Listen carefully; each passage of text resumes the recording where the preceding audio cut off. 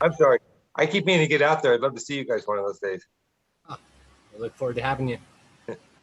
Yeah, so this is a recording, so I mean, so there's live as well too, so feel free to get into the chat.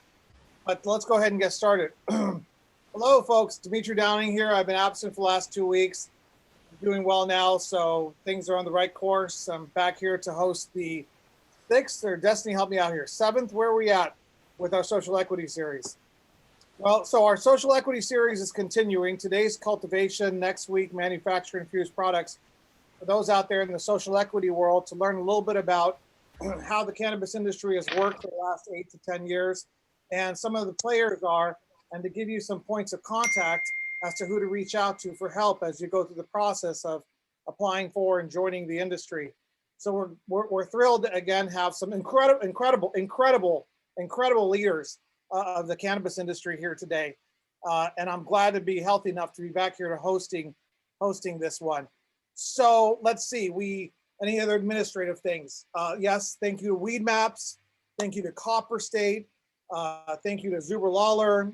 Thank you to Scottsdale Community College, Dr. Will Humble, former DHS director, Jeff Tice, who's not here yet. Oh, there's Dr. Humble right there. Dr. Bobra from Scottsdale Community College. We'll get to you guys in a second. Thank you to all the people that are making this highly educational, informative course possible. But without further ado, the most important point of what we are doing here, I have found out, is we're giving access to a rather mysterious new industry that's impossible to learn about now, but eventually you'll be able to learn about at the Scottsdale Community College over the next 5, 10, 15 years. And I'm sure Matthew, Gordon, and George, and all you guys will be instructors with Dr. Bobra eventually. But right now, we're doing it for free. We're providing this course, and we thank all you panelists for being here. So let me jump right in real quickly, start introducing our moderators.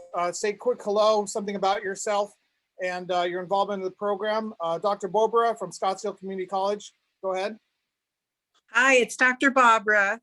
Dimitri, one day you're going to say my name right. Bob throws me off. You know I always get that wrong. You just think of me as Bob. Okay. Anyway, hello, everyone. I am Dr. Barbara from Scottsdale Community College, and we have a cannabis business program that we are very excited to be partnered with META to develop. And I'm not going to be able to stay on the call for the entire time today, but if you're interested in our program, you can go to scottsdalecc.edu or send me an email at 420business@scottsdalecc.edu.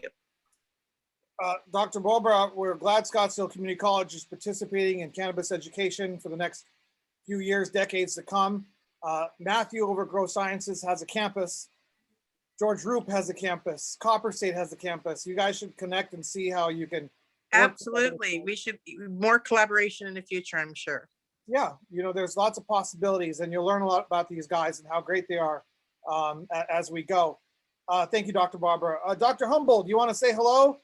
How are things going out there? We appreciate you being here. Yeah, good afternoon, everybody. I've been really busy with COVID stuff. I'm glad to see you looking better, Dimitri. You're lucky you recovered. You had some bad symptoms, I know. Nice to be here, and we're keeping our eye on the rulemaking process at DHS, and I'll be here all through that whole process. So nice to see everybody. I was diagnosed with COVID pneumonia, but I spent the last 48 hours in some naturopathic clinics, and I'm recovering well. So thank you, Dr. Humble. Appreciate you being here and appreciate your support. Everyone who doesn't know, Dr. Humble created the medical marijuana program, and he left in 2015. To do other things. So he's one of the godfathers of the Arizona medical marijuana program. Caleb Tice, go ahead, introduce yourself. Yes, hello everybody. I am Caleb Tice, Chief Operating Officer of Canna Owners, my own consulting firm. I advise to clients across the country throughout the vertical for all aspects of their business, primarily from the administrative standpoint, and how do you track it, how do you maintain compliance, and how do you ensure that you're operating as efficiently as possible to ultimately help that bottom line. So happy to be here. I'm excited to help to give back as part of META and as part of the social equity program. So thank you for having me. And as soon as I'm done with the administrative stuff, I'm going to save my breath, and Caleb is going to take over a little bit more of the nuances of cultivation. The stuff I'm always fascinated to learn about, because we all know cultivation is the heart of the cannabis industry that's often forgotten about. Real quickly, a couple other of our sponsors. We want to give them a couple minutes to chat, say hello, introduce themselves. We have Lee Olison for the first time here on behalf of Zuber Lawler. You want to say hello? Oh, hi, my name is Lee Olson. Been involved in the industry for about 7 years. Cut my teeth in Colorado. Have owned vertically integrated facilities in Colorado and Massachusetts. And I've designed cultivation facilities in Colorado, Massachusetts, Arizona, and California. So hopefully I can provide some real life experiences in the process for cultivation. And thank you on behalf of Zuber Lawler. Zuber Lawler has jumped all in, just like Copper State and Weed Maps, seeing the opportunity to give back, reaching in, pulling resources out of their organization to help teach the next generations of cannabis industry professionals. So we really appreciate that as well. So thank you on Zuber Lawler as well. My screen keeps on jumping. Our Full Circle Microbes, Charles Smith, go ahead. Great. Thank you, Dimitri, and thank you everyone for your time and attention today. I'm Charles Smith. I'm a co-founder and the CEO of Full Circle Microbes. We're an ag-focused biotech company using microbes to replace agricultural chemicals and to eliminate the $157 billion worth of human health and environmental costs that they generate every year.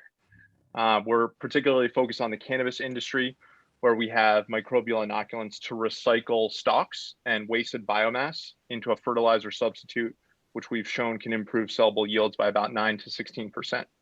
So we're thrilled to be part of MEDA and really glad to be on the cultivation panel today. Also from Full Circle Microbes is Gordon Hamilton. He is our advisor. Many of you may know him as one of the most longstanding and expert cannabis cultivators in Arizona. And so we're thrilled to have him on our team, and he's a great resource for us in understanding the Arizona cannabis market, and will be a great resource on this panel. Excellent. And we ask all the panelists, somewhere like halfway through to change your names to your emails so that people know how to reach out to you. On to our next sponsor. We really appreciate your support. Caleb Johnson, do you want to introduce yourself and tell us a little bit about Terravera? Hey guys, Caleb Johnson here. I'm with the company Terravera. I've been in the cannabis space now. I always have a fun time trying to figure out how to say this, and I've heard it said so many different ways. Legally, I've been in this space for about 8 years. In total, probably closer to about 20. I got my original start in the industry out of the state of Oregon. That was all the way from the medical side of cultivation, opening my own dispensaries, opening different dispensaries, consulting in the space. After that stint, I started working for a large MSO as a consultant. I had the privilege of traveling all over the US, consulting in grows, labs, dispensaries, all different types of operations. So I've worked in a total of about 12 different states now, pretty intimately. So it's given me a pretty broad view of the space. As we all know, it's different. It's different everywhere we go. And now I've landed with Terravera, and Terravera is also in the ag tech business. And what we do is a chemical on-site generation. We create a chemistry that is safe for plants, safe for humans, and safe for equipment. Similar, I guess you could think of this is how your natural mammalian immune system would attack a kind of bacteria or a pathogen in your body. We recreate that chemistry as a foliar application, not only for plants, but also for facilities. So kind of a holistic approach to IPM, honing in on the idea that prevention over remediation is key in this space. And that's what we do. Well, Caleb, Lee, Charles, we thank you guys again for your support. And you really, without your support, we can't make all this happen. And feel free to chime in, just, unmute, say, I have something to say very important on this subject. We're at very high level cultivation stuff. A lot of the investors, entrepreneurs, individuals that are going to be watching this over the next 6 months are going to just be trying to figure out what people are doing for cultivation in Arizona and how it all works. So get ready for the ride. But without further ado, I want to introduce who I consider the stars of the show, George, Jacob, Matt, and Gordon. It's almost embarrassing to me, humbling, I should say, to be able to introduce you, because this is the most important part about the cannabis industry are the cannabis cultivators and the art that is behind them. Not the C-suite, not the suits, although that's very important, I understand. But I've learned to have a great appreciation for those guys, the OGs have been cultivating for 20, 30 years. So it's great stuff. So let me start first with the godfather of Arizona cannabis, one of the originals, Gordon Hamilton. Gordon, will you introduce yourself to the audience out there and tell us a little bit how you got started in cannabis? Yeah, my name's Gordon Hamilton. I was in aviation for 30 years before I got involved as a founding member in the Arizona Medical Marijuana Association, which together with MPP was the groups that was largely responsible for passing Proposition 203. After that passed, I did stay involved on the organizational side. I founded the Arizona Dispensary Association, and then later with Dimitri co-founded MEDA. But my real interest is I've always really enjoyed cultivating cannabis. And so we started with a 5-acre farm down in Santa Cruz County. It was open desert. Our commitment was to organic, sun-grown product.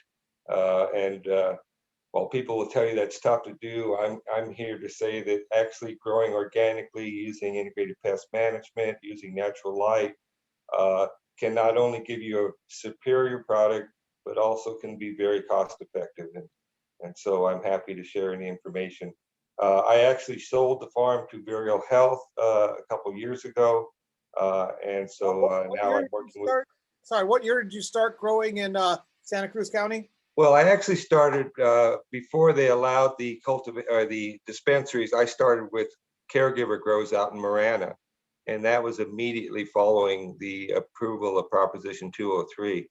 I started in Marana back in 2015, and I grew there for, again, it was a very great learning experience because we started with nothing but open desert and built everything up and learned as we went. And we did that for 4 years. The last year I was there, we produced about 8,000 pounds of usable marijuana, and our average total cannabinoid test came in at about 23.5%. So we had good results coming out of there. Again, it was all integrated pest management, organic, no pesticides. And so in 2019 is when I sold to Vireo. I still have some aspects of my non-compete in place, but Vireo kindly allowed me to join the advisory board for Full Circle Microbes. And that's very much in line with my interest because again, you're taking, you have to deal with your stems. Yeah, under the rules, you have to account for them. And so we were saying we were composting, but the fact that they'd sit out there and not do anything and we'd end up burying them. Now with the microbial product that the Full Circle has, you can take that, you can treat it, and you actually get a very good amendment coming back to you. And that's very much in line with my interest for sustainable type of farming. Okay, so you sold off to Vireo 2019. Now you're still you're independent right now. One day getting back in once your non-compete expires. I had so much fun that it's going to be hard to stay away. Yeah. So yes, I plan to be back involved in the industry. And again, Vireo kindly allowed me to access to the industry through the Full Circle group. And as I say, that's very much in my wheelhouse to be helping promote sustainable agriculture. Yeah, and I haven't had a chance to introduce George, Jacob, and Matt yet. I'll get to them in a second. But do any of the panelists, including the three of you, have any questions about Gordon or his history or his background? This is like one of the old godfathers of the industry. I know that maybe you guys all don't all know each other, but does anybody have any questions for Gordon? Feel free to chime in about anything. It's all good. We want to make sure people get to know Gordon, so I can't come up with everything. When did you decide to grow your hair out, man? My wife is my barber and my stylist, so I have nothing to do with that decision. So my wife decided to start growing my hair out about 6 months ago, I guess. Looks good, man. It's been a minute since I've seen you. So Yeah, I haven't seen you in about a year since the tailgate, Gordon, but it's always great to see you. We have a long history together, and I know you're always doing the right thing and always helping people. So you're a great point of contact for anyone who's looking to learn about cultivation. And we'll maybe get more into about your grow and your growing methods a little bit later. Let me move on then to George Roop, another one of my favorite individuals, an old school grower himself. George, will you tell us a little bit about yourself, when you got into the industry? Take some time so people can know a little bit about you, because you're one of the big dogs in this industry. All four of you are, and I want to make sure people get to know you. So tell us a little bit about yourself. My name is George Root. I'm the janitor at the Tucson Cannabis Campus. And my team and I, we try to, put the work in every single day. And the team and I, we learn about cannabis every single day. A master of none, student of everything every day. What is the Tucson Cannabis Campus? What's that? What is the Tucson Cannabis Campus? Tucson Cannabis Campus is a cultivation. So we have a 16-acre development, 40,000 square foot indoor cultivation. We'll have a 50,000 square foot outdoor cultivation this year, and we're starting on our next building. Guys, I saw on Instagram there was a big slab, and there was some philosophical statement about the slab, about hard work or accomplishments and et cetera. That's your next building? No, that was the first building. Oh, okay. So I was a little confused there. So when did you start in the cannabis industry in Arizona? I know you and I have, circled around each other with different organizations. I met you a dozen times over the years, but the people don't know how long you've been involved since 2000. 2000, exactly. Yeah. 2000 blew up the backside of pepper sauce in the year 2000, and, just been blowing up warehouses ever since. And you were growing in Marana at one point, right? Yes, I've grown everywhere. So, yep. Where's your favorite? Obviously, Tucson Cannabis Campus is your baby, so it's probably your favorite place. But we greatly appreciate you being here. Is there anything else that you want people to know more about you? You're such a humble guy. You're such a genuine guy. I know it's hard for you to talk. It's not hard for you. You don't like to talk about yourself, but you really are one of the superstars in this industry, and carry great respect with you anywhere your name's mentioned. So I want to make sure that people out there know who you are, so that they can reach out to you. What else would you like people to know about you and your organization? Well, I appreciate those kind words, Dimitri, but really what it comes down to is we have a team here that sees the vision, and none of this can be accomplished without them. And it takes all of us. It really does. A lot of people think that cultivation is glamorous, and it's the very furthest thing from that. So, really all the accomplishments, are credited to the team. How many people do you have working over there for you? 35 people. 35? 728 lights. We pride ourselves on our work ethic. It's very important to understand your product flow and your workflow in order to become more efficient. When you start to scale, you have to really understand, your product flow and your workflow, and how your cultivars, how you're going to really bring those down, because at the end of the day, it's all about bringing your cost per pound down without lowering the quality of it. And again, we take licks every single day. Nobody's out there posting their failures, and we have plenty of them, and the team deals with them well. And again, we learn every day. Does anybody on the panel have any questions for George about his history or his organization? Any questions before we get going? All right, cool. No problem. Feel free. Just ask any questions. Hey, George, I see you in an indoor. Are you doing any greenhouse or outdoor cultivation? It'll be a full sun outdoor cultivation. We'll have a 50% shade structure With that 50,000 square feet, it'll be in 10 row increments is what we'll be doing, 10 foot wide, I should say. And as that sun passes from the east to the west, that we've set up that outdoor to kind of get a nice even light distribution. We'll probably lose some in the morning on the east side from the fence, and then some on the west side. I think our biggest thing to mitigate here in Tucson is going to be the heat, and we're looking forward to the challenge. We'll see what this outdoor season brings us, but really that's all for extract and fresh frozen product. We really don't intend on putting too much of that flower on the shelf unless we come across some real nice stuff. Well, you guys are rocking over there at the Tucson campus. Any other questions for George? All right. Dr. Humble, is George doing everything that you intended to have done with cultivation when you designed the medical marijuana program? Well, Dimitri, that's partly why I'm on these webinars, to see like what's been going on in the last few years, if everything is operating as was intended. This is a really unique situation, and these webinars are where we have the former director of the program, who's from the regulatory, legal, administrative bureaucracy of DHS, who's now meeting all these people that have now formed this industry that was originally crafted by, your interpreting of the statutory framework. So it's really cool. So, George, meet Will, in case you guys ever haven't met. And Will, if you ever have any questions about cultivation, George, Matt, Gordon, Jacob, these guys are heroes in our industry. Any other questions for George, and we'll move on? Let me move on to our next guest, Matthew from Grow Sciences.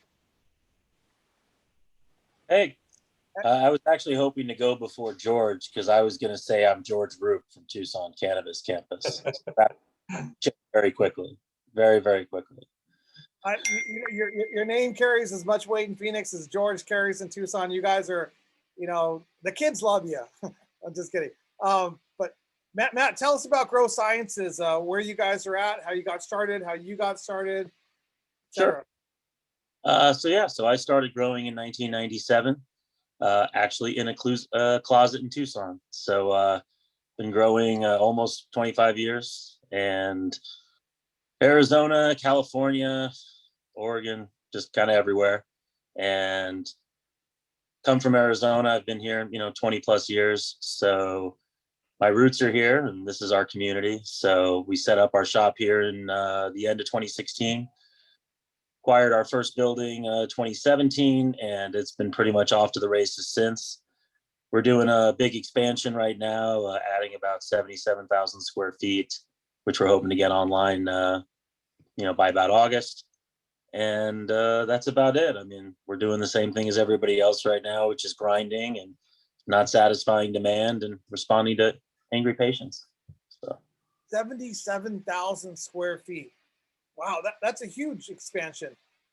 Is it the same location, or how does that work? Nope. Well, we went out and leased another building. So that was about it. I mean, the demand, we certainly hope is there, and we'll scale it up and, make sure we keep the quality and whatnot. And I think, the most exciting part is we get to hire a lot of people. There's a lot of people, that I've been wanting to get off the bench and get into GS. I'm sure everybody has those lists on this Zoom deal. So yeah, that's about it. I'm happy to be here. Thank you for having me. What's GS? Sorry. Oh, Grow Sciences.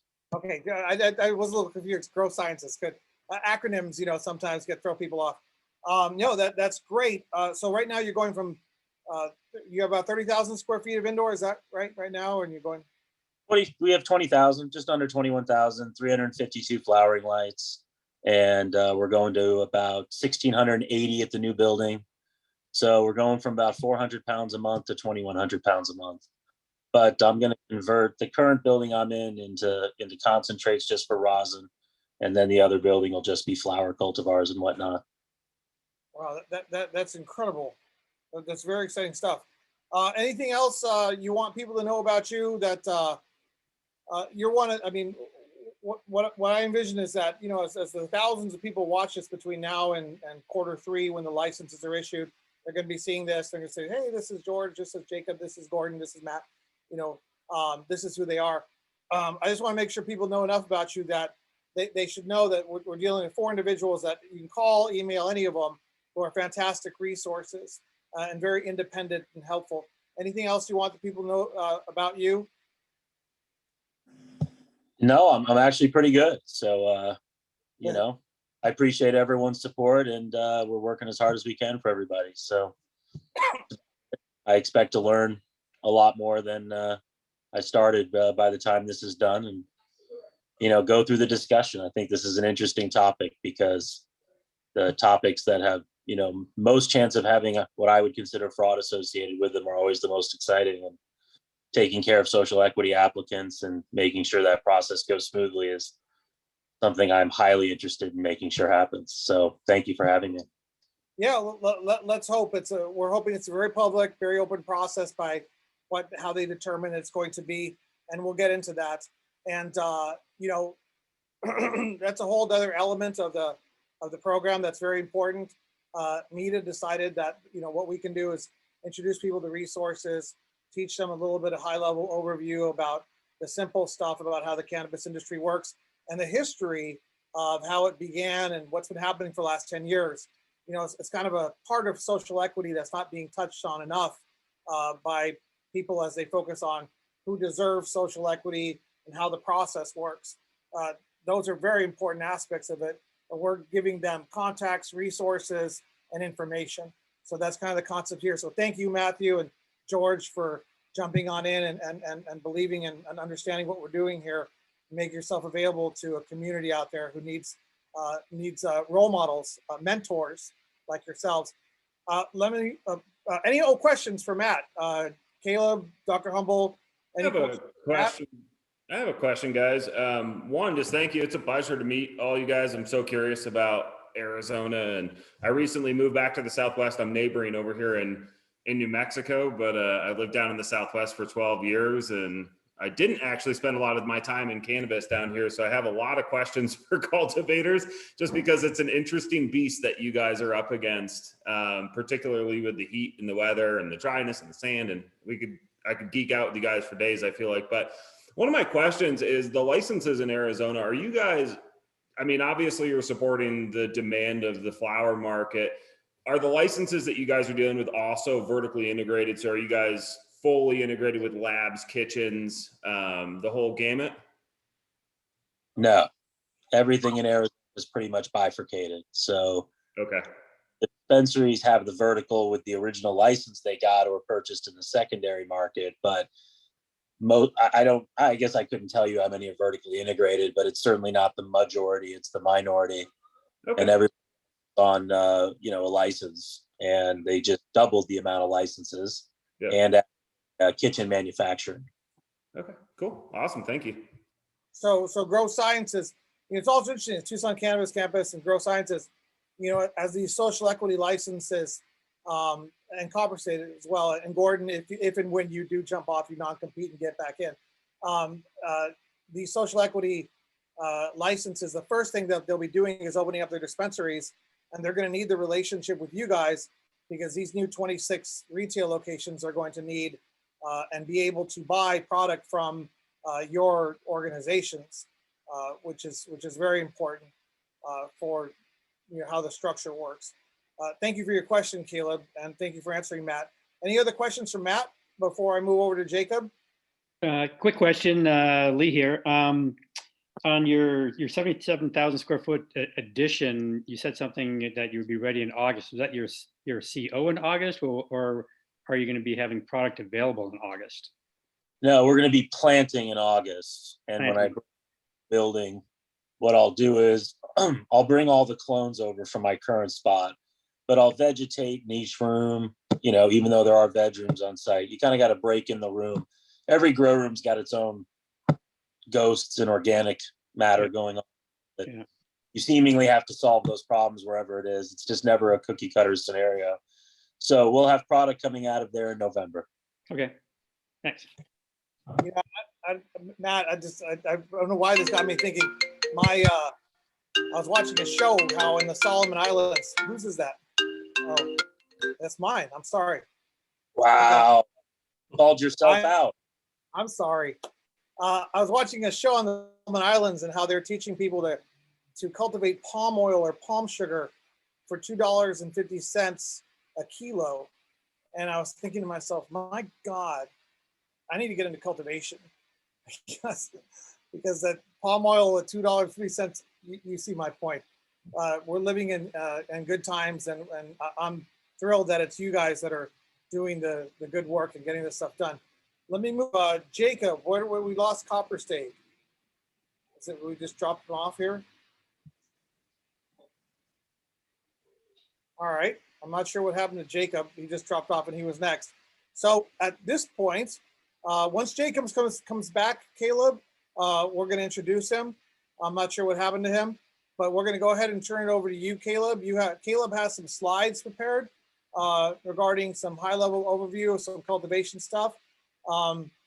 George, Matt, Gordon, you guys are so humble. Feel free to jump in anytime. Your level of expertise is hard to convey on a Zoom call, but people should really know that you guys are the experts to reach out to when they do need help in understanding what's happening in Arizona cultivation. So Caleb, do you want to go ahead? Yeah, can everybody see the screen? Yes. Okay. So just to kind of recap from where we've been before and what the plans are here, we've covered social equity licensing, history of licensing, current regulations, structuring your deal, and last week we covered the retail experience. So this week, as we've mentioned, we're focusing in on cultivation. So our agenda for today is, of course, we've already gone through and done introductions and recognitions. We're going to look at what is an ideal cultivation site, some things to consider while developing your cultivation plan, considering and thinking about the staffing and administration, so the kind of nuts and bolts outside of growing the plant.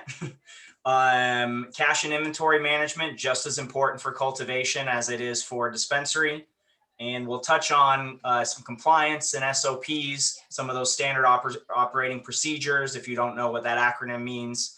And really the goal here today is to get a feel for the wealth of experience that we have with all of our panelists of when they were in your shoes, when they were getting started, when it's when George was looking at getting his building in Marana, starting of what was he thinking and what did he wish that he knows now? So ultimately, that's kind of where we're going. So by the end of this module, same guy. Sorry, sure. I'm just kidding, George. What's up? I was just saying, probably wishes he wasn't working with that guy. Yeah. So by the end of this module, all of the attendees are going to learn important aspects to consider when launching a cultivation operation, how site design and the planning will drive your production. What are some logistical challenges that you need to resolve related to your operations? And then the why compliance is vital to operations. Okay, so I want to go ahead and pose, and on my right, Caleb is the one at the top. So I'll ask the other Caleb on this. So what is an ideal cultivation? So if I'm talking about a favorable regulatory structure, what does that mean to you? What's an ideal site that you would look for? Reading over this, I thought a lot about, my most recent experiences, and my most recent experience of this was actually in the state of Massachusetts, which was very, very stringent with their regulatory framework. So the biggest thing for me there was working with the correct municipality. Find a municipality that wants the good neighbor in cannabis. Having that relationship built in with the town, the city, wherever you reside is extremely important. We all want to be good neighbors in this industry because it legitimizes what it is that we do. So that was kind of my first thought with this. The next one is, location for me is key in the sense that I would go back to my Oregon days, nothing too close to any kind of farmland, nothing too close to any kind of highways. I experienced a lot of like drift from spraying on the highways, spraying at other farms that could really affect my test results and my crop, not being too close to other cannabis cultivators.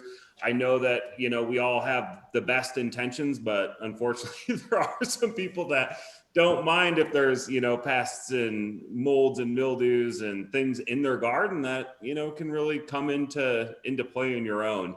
So that was always a big consideration for me. And then, you know, I think if you really, you know, get down to it, it's, you know, I'm more familiar with the indoor sites. So, you know, making sure that you have the power load available to support your indoor cultivation, making sure that you have a good local workforce that's ready to come in and be able to handle those things. And you have the resources close enough to where when the lights do go out, you have the ability to really, you know, react quickly and make sure that you maintain that environment for these plants. So those would be my key things.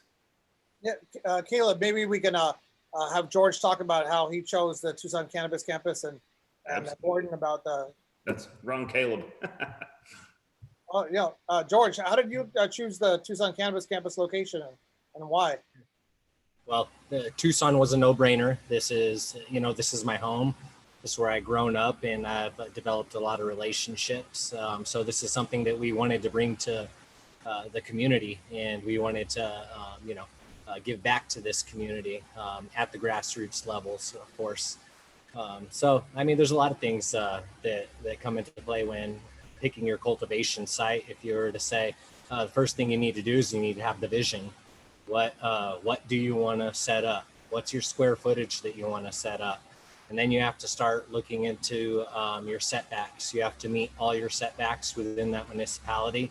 Then you look at your power requirement, what your power requirements are going to be. So you already have to have a little bit of your initial load at least kind of plotted out, and make sure that before you purchase that property that you're having the proper kind of power that's running along your road to be able to pull in to your facility. Next thing you want to make sure you're not going to do is you want to make sure you're not going to grow into your walls. You want to make sure you have plenty of space to expand and break it out into phases if you need, and if that is your vision. So I think that Caleb said something that's very important. We understand that being good neighbors is actually good for business, you know, and, you know, just having those conversations with the community, because you want to make sure if you're a scaled operation that you have accessibility to a strong workforce, people who are going to be reliable for you there to show, you know, they're going to show up for you every day. So we understand that being a good neighbor is good for business, but we also understand that some of these communities have a different outlook on the cannabis industry. You just have to open up that communication with them and, you know, assure them that, you know, that your, I know your values align with their values. They're worried about crime. So am I. They're worried about the youth. I carry a tremendous, you know, value in the youth. So are we. So although they don't kind of agree with the industry that we operate in, we do have the same morals and kind of the same vision when it comes to and the same values. So we can still work together, you know, to complete those same values, even if the community has a different outlook.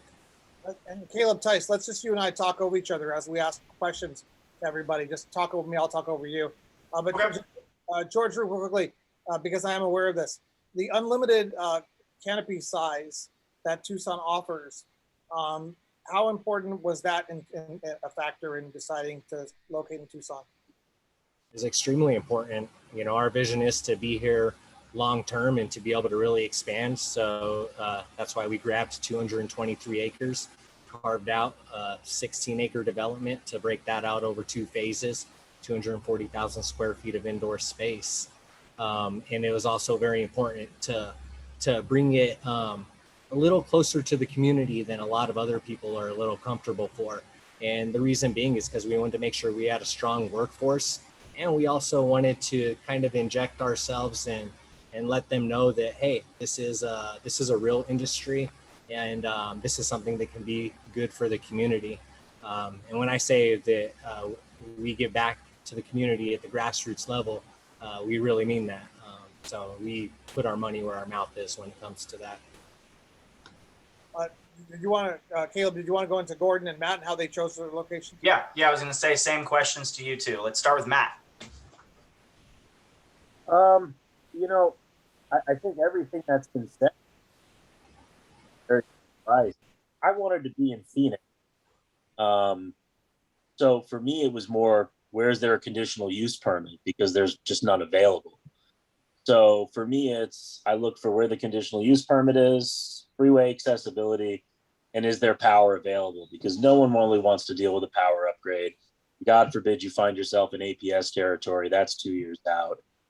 So those are the things I'm really looking for. And we got very lucky. So, but it wasn't a humongous building. It was just under 21,000 square feet. So, you know, if there had been something probably maybe a little bit bigger or, you know, this or that, we might have gone with it. But for me, I wanted to be in Phoenix. You know, our new building's in Phoenix. And I like the workforce there. I like that I can go to each of the dispensaries and do drop-offs myself. So for me, you're in the zoning, you know, the world of cannabis zoning, you know, where you have to follow the green patches on the map. And you got to choose the best of what's around. That's kind of it. Yep, power is king when it comes to indoor. That's for sure. Anything that you can find in there. And I know I had to deal with APS, and it's very, very expensive. And I believe it was 6 months for us at the time. So apparently we were a little lucky. What about you, Gordon? Well, luck had a lot to do with how I ended up, but you know, in retrospect, I could make some observations. I started out in Marana, and that was not a welcoming community for us, and basically got run out of town on a rail, and fortunately fell in with a cattle ranch down in Santa Cruz County, and which gave me a lot of room and very few neighbors. Again, my focus is more natural light. So if you're looking at doing greenhouse or outdoor, you probably want to look at elevation, because in Arizona, heat is a big issue. So if you get a little higher elevation, I would just, you know, experientially, I have a lot better success down in Santa Cruz County, which is a higher elevation than we had in Marana. And but otherwise, you know, it's a segmented industry. You've got to decide what you're going to do, how you're going to grow. And if you're growing indoors, they're right, power is a big thing, and that probably puts you more in a community situation in terms of power. If you're growing greenhouse and outdoor, you probably want to look for a more agricultural, remoter area. So that, and again, you want to look at your climate. Take a look at the climate history of where you're looking at, and you want to have lower temperatures. The Arizona sunshine, I believe, grows some of the best cannabis in the world, but it can get too hot if you're not careful.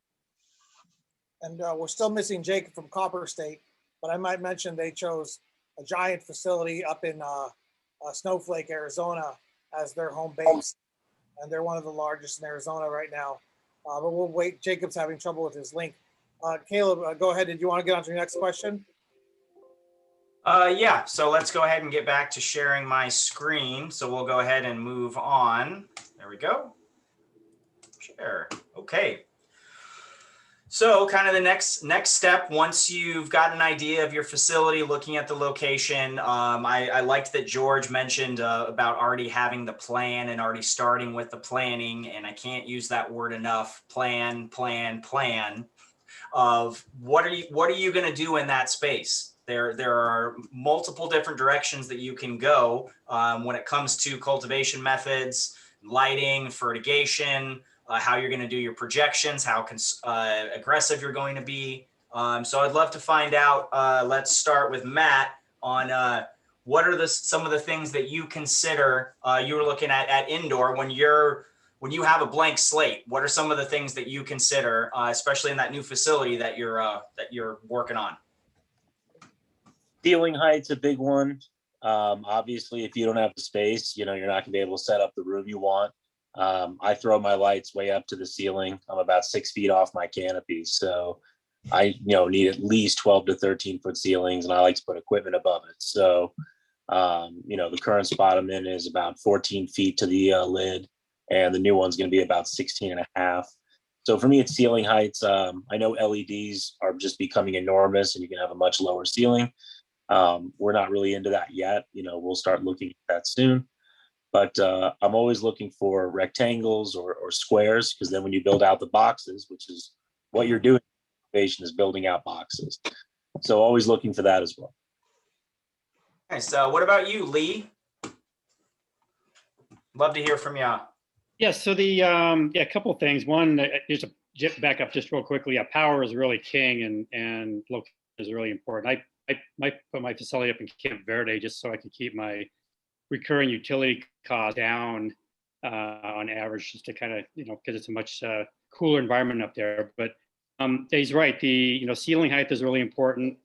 I have a lighting background, so I've been involved in lighting for almost 25 years, and LEDs they have some promise, but they're expensive. I like to use the full spectrum lights, which you're allowed to kind of bring them down into the canopy a little bit more to get the micromoles a little bit higher. But ceiling height is super important, and it can't be overemphasized. It's a lot easier way to control your environment also, especially when you're trying to combat things like PM, which is pretty much one of the biggest culprits in indoor growing. Getting good airflow is super important. Air exchange, even though you've got enclosed rooms, it's really nice to be able to exchange out that air every once in a while. So there's a lot of mainly environmental controls that are really critical in a room size. So the bigger ceilings and room of 25, 33,000 square feet is a pretty good size to work with. George, did you want to jump around, Caleb? Yeah, let's just jump around. George. It's planning. It comes down to planning. I mean, we've already talked on power. I like Matt's suggestions, how he looks for boxes. Same thing when we were cultivating, or when I was just designing this facility. It started out as a 30,000 square foot facility, ended up being 40,000 square foot, just because of how our structural ended up, and our rooms became a little bigger than we typically did. But it's all about planning. You have to first understand your growing style. How are you going to grow? How long are you going to veg your plants? We go 42 days here. What kind of cultivars you're looking to cultivate. So you have to then set up your irrigation system. Then you have to start drilling in your fertigation. Then you have to start understanding what your dry down rates and how much moisture is going to transpire into those rooms. So there's just so many things to drill into.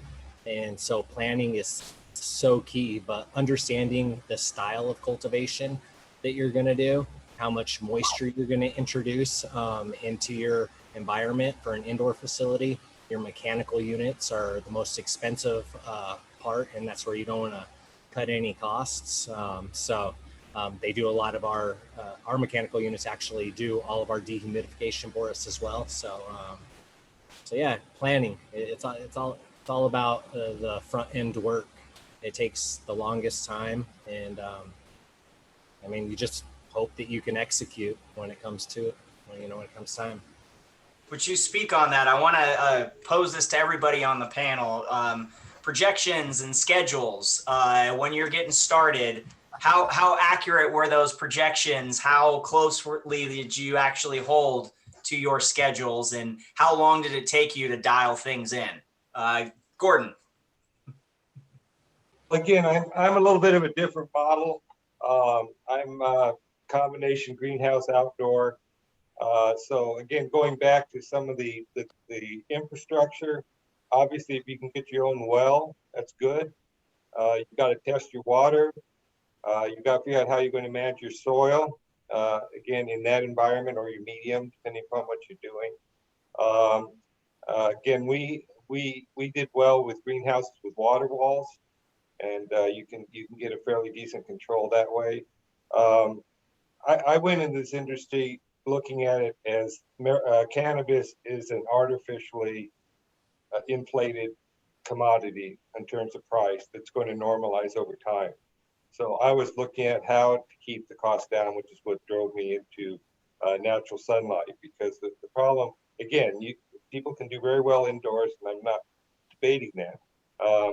But you know, not only do you have to have the cost of electricity for the heating, but you have to have the cost of cooling the indoor environment in Arizona. Is another big issue. So if you're going that way, you've got to look at all those things.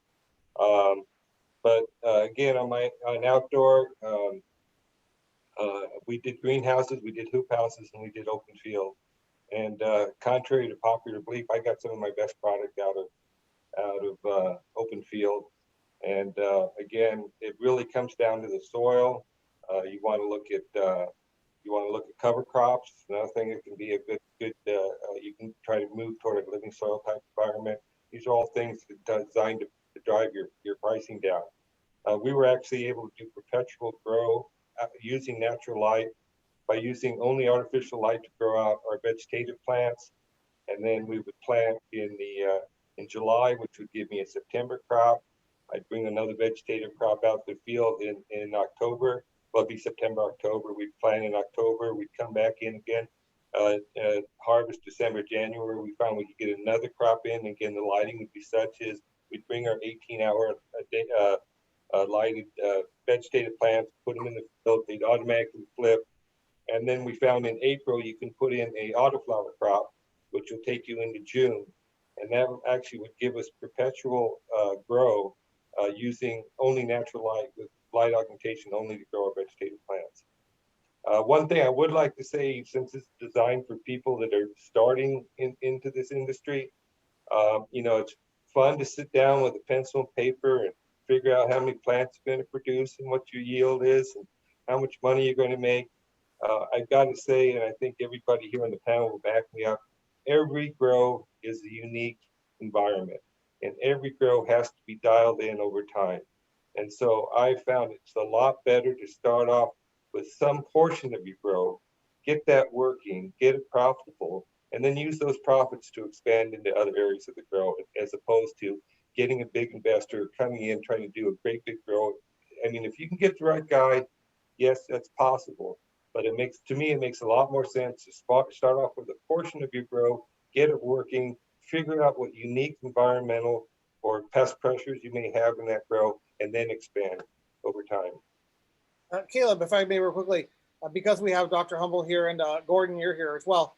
And it's always unique to get a regulator, a head regulator, with one of the OGs of outdoor growing, I think, in Arizona. You were probably one of the first, Gordon, growing outdoors in the field, correct? Was it complicated? Well, there were other people, but we were successful at it. Was it complicated working with DHS to figure out those rules and regulations, or how did that happen? Thank God, when we were writing the rules, we fought for enclosed area. And the definition of enclosed area is your 10-foot high wall made of concrete, steel, or whatever brick. I forget what the exact one. So once you get your wall up, that defines your area. Now, again, you're probably going to want to have shade cloth. That's another issue altogether, especially if you're growing year round. If you grow just during the natural growing period of the marijuana, which is to say, July through October, you can actually even get away without shade cloth if you have a decent monsoon season. But one downside of outdoor growing is you are exposed to the elements. So there's an element of risk there, which is why we also have greenhouses going, which gives us a baseline production level. And then we have a good crop, it's great. If not, or let me put it this way, if you have one good crop, that will support us for several years if necessary with just the greenhouses producing. So it's another headset. You give up a lot of the control that you get to have in the rooms, which is obviously what recommends the rooms, because you can control the environment better. Interesting. Dr. Humble, is it everything you dreamed it would be? Yeah, I wanted to pop in here because so when I pictured the program, I wanted to set, when we had the writing these rules, I wanted to set a group of rules that would bring the prices down for the medicine for the patients. And so that is the primary reason why we allowed for horizontal businesses, because as we talked about in a previous one, we could have set this thing up so everyone had to be vertical. Every dispensary had to have its own grow. And had we done that, we wouldn't be having the conversation that we're having today, because everyone would have been doing their own grow, and we would not have anywhere near the diversity that we have in the program right now. So it just reinforces that that was a really good decision. And Gordon was talking about enclosed area, and the statute that the voters approved back in 2010 said that the cultivation needed to be in an enclosed area. And during the rulemaking process, we heard from folks that told us, look, there's enclosed area doesn't necessarily mean that it needs to be inside of a box, like some of these other, like George is talking about. And I agreed. I said, you know what? Let's think broadly. A lot of my team was saying, oh no, enclosed means enclosed, like it means that, in the Smoke Free Arizona Act or something. It means 4 walls and a ceiling and in a box. And I started thinking, well, now wait a minute. Just like what Gordon is talking about, we've got a lot of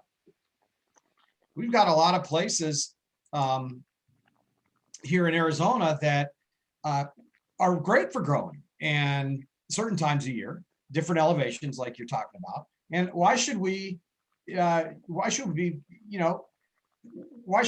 restrict that? As long as the reason it's said enclosed, the reason for the word enclosed was to make it secure, so that you could ensure that kids aren't going to climb into the fence and steal the whatever. And so that's why I said, well, and I made that number up. 10 feet, the reason it's 10 feet is I just said, well, you go to Home Depot, a stick of pipe is 10 feet. So let's call it 10 feet. And so we said, let's make the walls concrete. This is arbitrary and capricious, by the way. I said, Government at its best. yeah. I said, let's go with concrete walls. Let's make Thank God you said metal.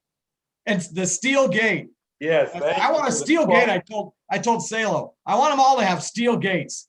And so so that's why it's a 10-foot concrete wall and steel grate. But the alternative was to do something that made everyone grow in a box. And I didn't think that was right, because there's a lot of elevations where people can grow good. I don't know anything about growing at all, so I'm not an expert in what you do, but I know that people do it. And so we wanted to give that option. And so that's been kind of nice to hear this one on cultivation, which is showing the broad diversity that's out there in the industry, which is an artifact of the way we wrote the rules, allowing horizontal and not having everybody to be vertical. The dispensaries don't have to grow anything if they don't want to. They can all buy it from other dispensaries that have other cultivation facilities. And, all these were, I think it's gratifying and really rewarding to see that y'all are successful, and, that patients have had good access and wide variety, not just, a singular type of products. And I'm glad to see people are growing outside, because I kind of like that. Anyway, that's my editorial comment for that, Dimitri. Caleb, let me real quickly introduce Jacob to the audience out there, because his link just came back on. But there's so many themes and issues that you're going to get to, Caleb, in a second. Jacob, are you here? Yeah, can you guys hear me? Yeah, we're good. Very nice. Sorry about that. Jacob, you're one of the stars of our show. You're like, we lost Ringo for a little while. We have the Beatles, George. I played off George for the Beatles. Yeah, I actually got sent back to the audience. I was hanging out with the attendees. It was kind of nice. Thank you guys for all the info. No. Well, Jacob, it's your turn to talk a little about yourself. Cultivation is a wonderful organization, very much an Arizona homegrown organization. We just saw another corporation take over another one of the Arizona mom and pops in the last week. I think everybody saw that press release. No complaints, but we do love the home theme. We love the home team's grow signs. We love Tucson Cannabis Campus. We love the home team. Copper State is the home team. Tell us about yourself and your journey into Copper State. Oh no, we lost him again. Come on. Just in time. Picture, at least. Well, you look good, Jacob. You're not moving very much, but you look good. Well, let's get to some of them. I mean, there's so many issues to talk about. indoor versus outdoor, the future, the price, interstate commerce, LEDs, full spectrum, et cetera. There's so many issues. But Caleb, what do you have on tap next as themes to discuss about cultivation? Well, one of the last pieces that I think is important and everyone at Cultivation should be thinking about that is your product mix and your brand positioning. So what are you going to grow? What type of products are you going to produce? And where do you see yourself in the marketplace? Are you trying to come in at the economic value? Are you trying to have the cream of the crop and the best product out there? How do you come to those decisions? What kind of conversations have you had, and what successes or challenges have you seen? Matt. Yeah, okay, sure. And Matt, along those lines, so people can know how do they make sure that they know that they're getting product grown at the Tucson Cannabis Campus or Grow Sciences, et cetera? Well, I mean, all of our products are labeled. So I know George has G4 in his badass branding going on, and Grow Sciences, we have our jar, and obviously everything's labeled. So, and we speak directly to our communities, whether it's social media or text blasts or takeover days at dispensaries, whatever it looks like. So that's basically the channel of communication of building your brand. But at the end of the day, it's going to be based off quality and customer service. If someone asks you a question, are you there to answer? If someone has a problem, are you taking care of it? That's the only way you build brand loyalty. If someone reaches out and there's no one there, there's no one there. There's nothing to hang on to. So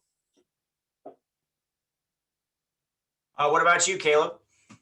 I think Matt really just nailed one of the big ones. As I said at the beginning, I've had the privilege in this space of working in a lot of different states and a lot of different areas, wearing a lot of different hats. And, it really does boil down to that customer care and who are your patients, and do you actually care about what it is that's coming to them? This space leaves a lot of room for people that don't do it well. And for those of us who do, I think that the cream really does rise to the top. I think when it comes to, your branding, what's going to stand out is the places that are, doing it right, that are taking care of their patients, taking care of their clients, and providing clean and safe medicine to a market. I think it's absolutely key. George? I mean, our vision from the beginning was to grow a high quality product that the consumer can go and afford at a fair price. We're not saying the bottom of the barrel, but something that an average person can go in there and purchase a high quality product at a fair price. And I do agree with Gordon that cannabis eventually will become a commodity. There's high margins right now. So, when you're building your facility during the design and the build of it, understanding sustainability, although we're a large indoor cultivation, we recycle 4,000 gallons of water every single day. We recycle 100% of our water here. 10% goes to our landscape that the city of Tucson requires us. We recycle the other 90%. So understanding sustainability and just staying true to your vision from the very beginning. Just going out there, not chasing money, because that's like your shadow. You chasing that, it's always going to run away from you. But if you focus on the vision and you really focus on the vision, then everything else, really kind of follows. Yeah. Authenticity. It's being. Yeah, consumer focused and cultivated, by consumers for consumers is something, we really like to think about. And We have your friend right here. Yeah, one of the things I wanted to kind of jump in on as far as maintaining customers or patients, of course, quality is pretty much king, but, having spent 6 years battling, Colorado, which was the first market, consistency is critical.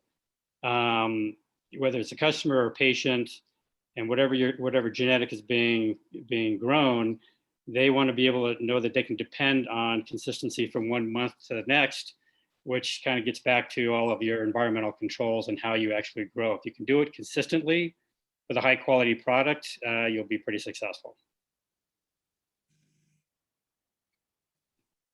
All right, Gordon, Matt, anybody have anything they want to add there further before we move to the next topic? Well, I would just like to say it's definitely a rapidly evolving industry in terms of the products that are being offered. For example, they didn't talk much about fresh frozen rosin, and now that's become kind of a beautiful thing. So it's really a matter of developing. And again, I'll keep coming back. Each grow site is unique. So you may find specific strains that work best for you. Then you get behind those strains, and for whatever use you're going to use it for. There's also there's a certain amount of natural diversity that happens in your plants, because if you're producing, top level bud, obviously you take your top level bud off your plants. Then you're going to have lower popcorn buds or whatnot, and your sweet leaf that are going to be more, appropriate for making concentrates. And then frankly, if you have some compromise material, if you can run it through supercritical CO2, you might be able to safely bring that product back. So there's a lot of things that happen that determines what your product's going to be. And it's really branding is they're right. It's a matter of producing a good product and taking care of your customers, and a lot of it's going to evolve on how your crops come out and what you've got to work with, and who you meet in terms of subcontractors. I keep meeting different people all the time that they have these different ways to process the cannabis. It's very interesting, and like I say, it's evolving very quickly in my mind. Well, I want to touch on Charles. I wanted to give you a chance to contribute here, because certainly a lot of those inputs change that output. Do you communicate with the cultivators that you work with on helping to position their product, how that impacts their brand development? Talk a little bit about that. Yeah, absolutely. Appreciate it, Caleb. And also wanted to jump back to something that George was just emphasizing in terms of caring for the product that you're providing your customers, and also the way that you're providing it. And awesome to hear that Tucson Cannabis Campus is recycling 100% of their water.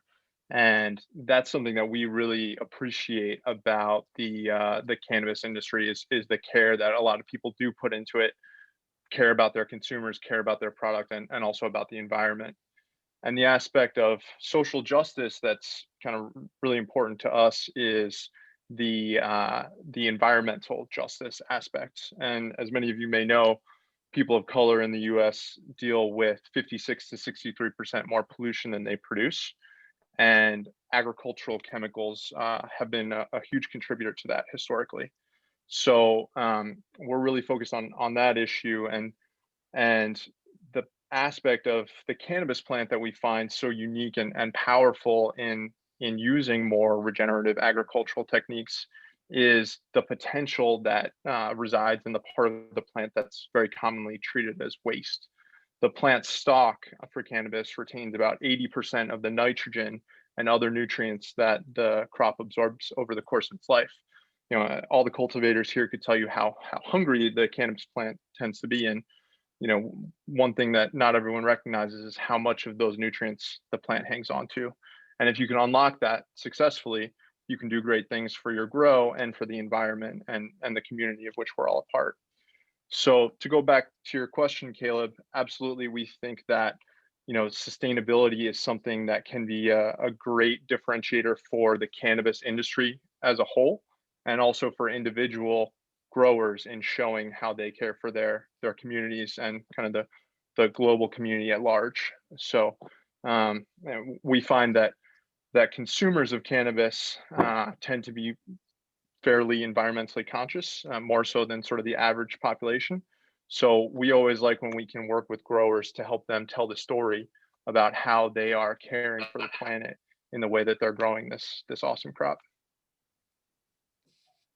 Thank you. Yeah, it's sustainability. That is going to be the key word of the industry in the 2020s. I think in all industries it really needs to be, and cannabis can be in the forefront of that. That's a common concern of use of resources and electricity and water and all of those things that I read about, all those detrimental aspects of cannabis growing, and the industry is coming up with solutions to respond back to that. And not only are we not using these resources, we're recycling them and keeping them going.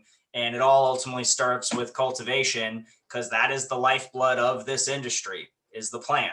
So it's really tremendous to hear all of these amazing things that you guys are doing to help to continue that sustainability and just to help drive it and help keep driving it forward. That's how we make change, guys and gals. All right, so let's go ahead and dive into. I'm gonna get emails on that one, Caleb. Thank you. Yeah, well, it's okay.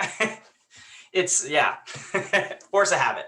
All right, let's go ahead and dive back into the next topic here. Sure, I'm picking the right screen.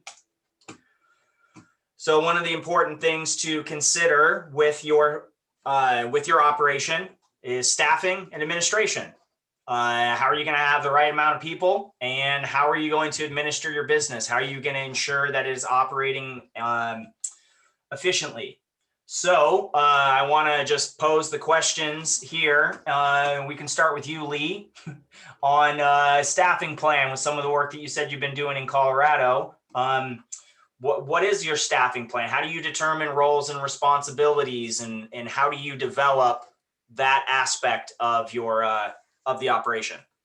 A lot of it has to do with regulations, you know, because you've got to be very careful in your employee selection, only due to the fact that, you know, for every employee that you hire is kind of a possible regulation liability. Because you have to always keep that in the back of your mind that it is a highly regulated industry and your employees are very responsible for the regulation portion of it. So when I talk about the regulation, you're required now, especially in states like Massachusetts and Colorado, to have policies and procedures to satisfy those regulations, and it kind of dictates how you go about bringing employees in. There's a lot of talk about automation and trying to eliminate, you know, points of failure. But you know, getting key people is probably one of the most critical aspects of being consistent in the industry. It has to do with compliance, and it has to do with people that know how to follow your policies and procedures that can consistently produce quality product. You know, going back to Colorado, the funny thing in the early years there, I would sit in front of city planners and they would say, well, you know, where are you going to find your employees for this industry? And I said, well, you know, nobody gives degrees right now for growing cannabis.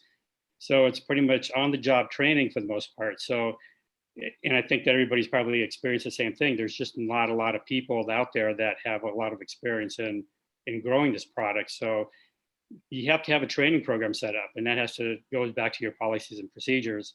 Colorado offers a training program now. Massachusetts offers a training program now. Now universities and community colleges are starting to offer classes in this, but you know, for the most part right now, it's still, I consider, a pretty young industry, and you've got to get some key individuals in, but it's really going to boil down to in-house training. And at least that's been my experience, is a lot of in-house training.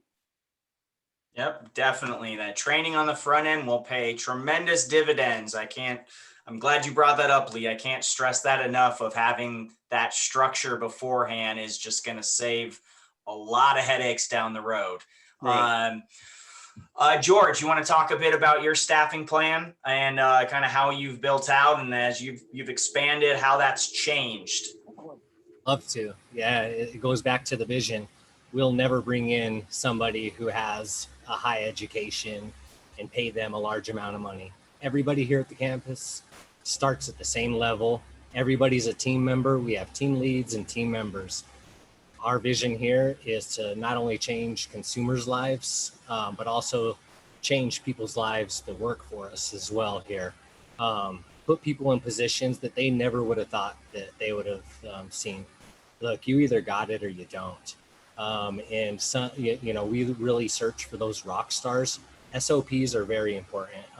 So I'm not trying to kind of mitigate that by any means, because very important to have your SOPs in place.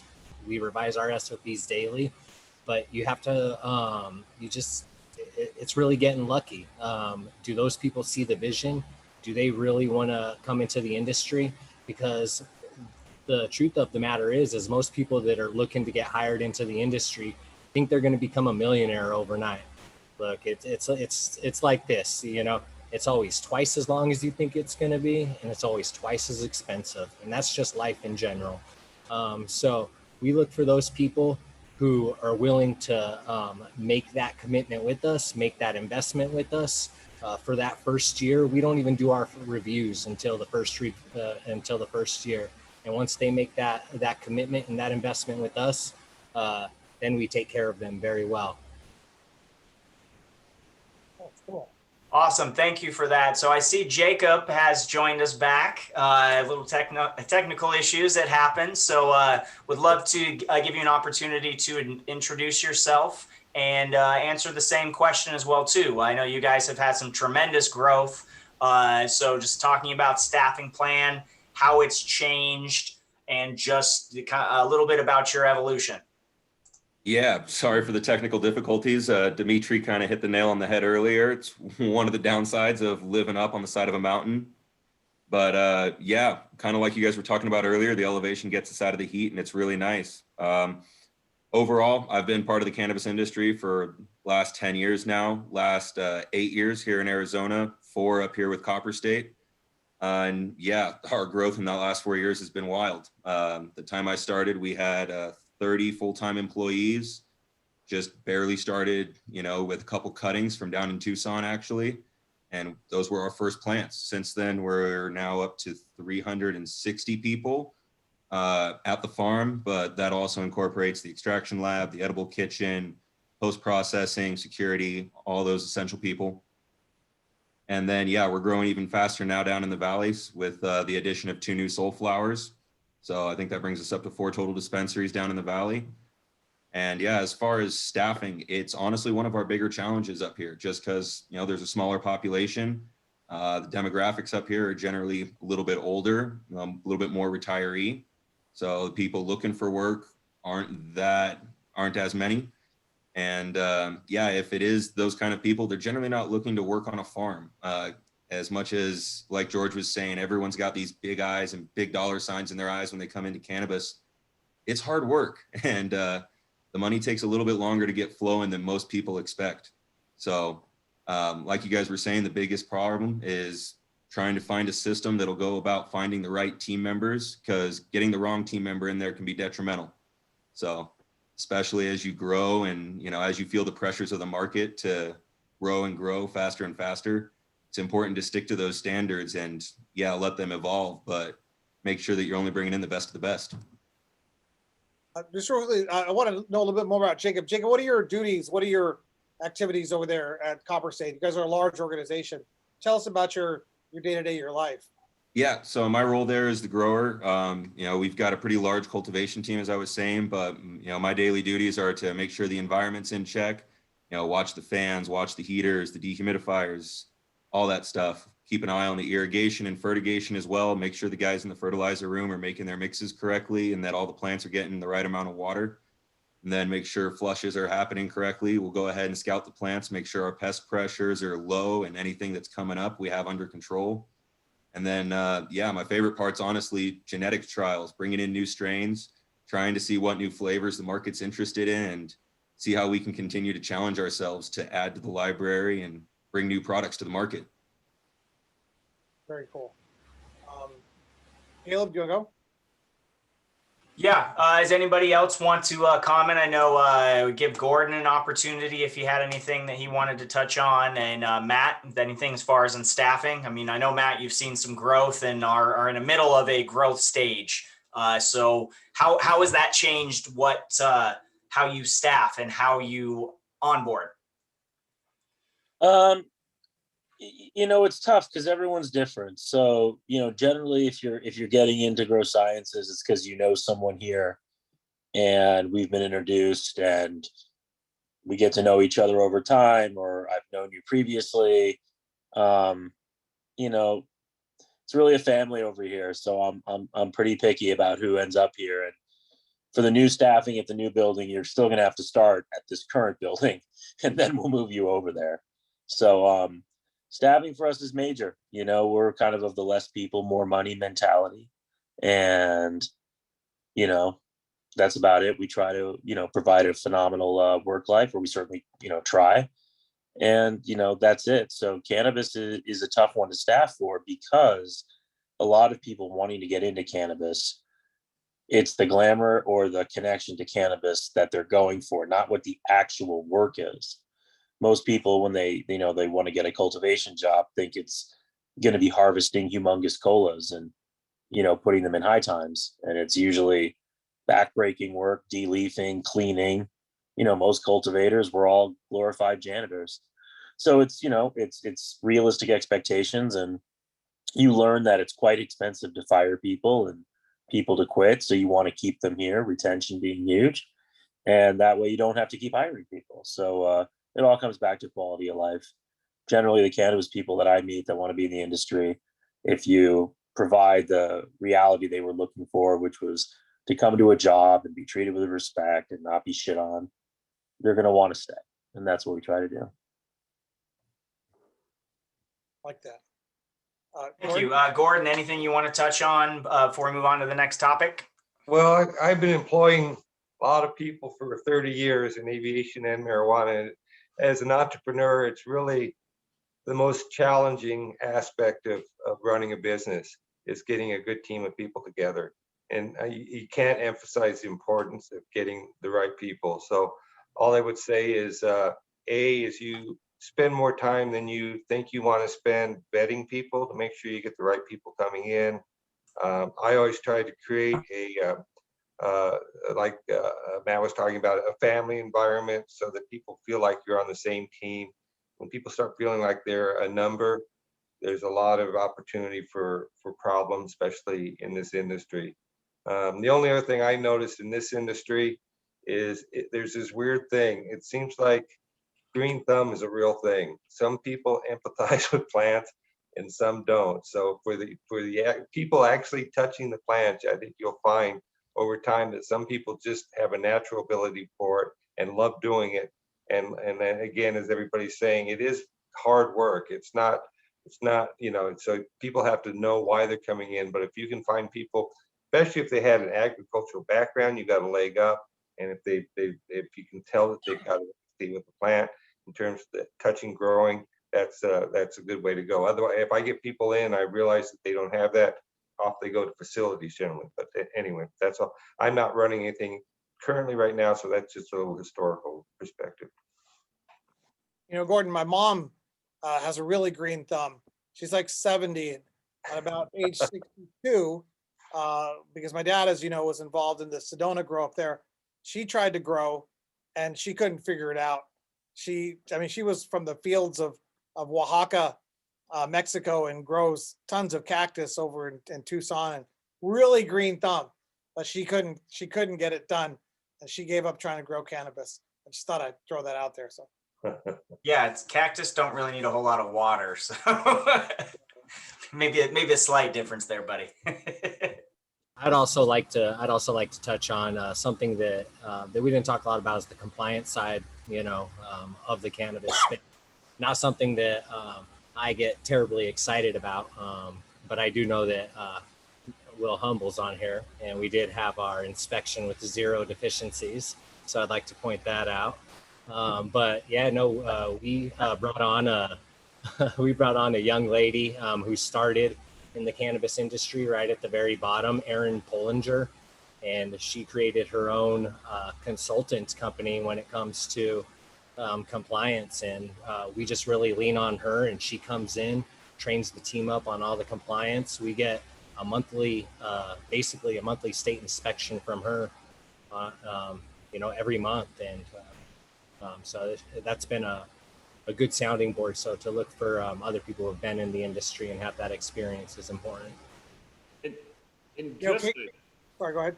I was going to say, I mean, George, I'm glad that you brought that up. That's something that, I understand you guys have the staffing stuff down, but I mean, in my experience, you really nailed it. Like a sense of responsibility back to the compliance side of this industry is absolutely key. It's so important that people understand that, we're all the leaders in cannabis right now. We're the ones making the movement. We're making history every day that we're doing what we do. And if we're not being compliant and we're not being respectful of that, and you have that mentality within your business or within your grow, it's really hard to break. It's really hard to break a bad habit. So it's best to just start with the good ones. So I'm really glad you brought that up. That's what I wanted to add.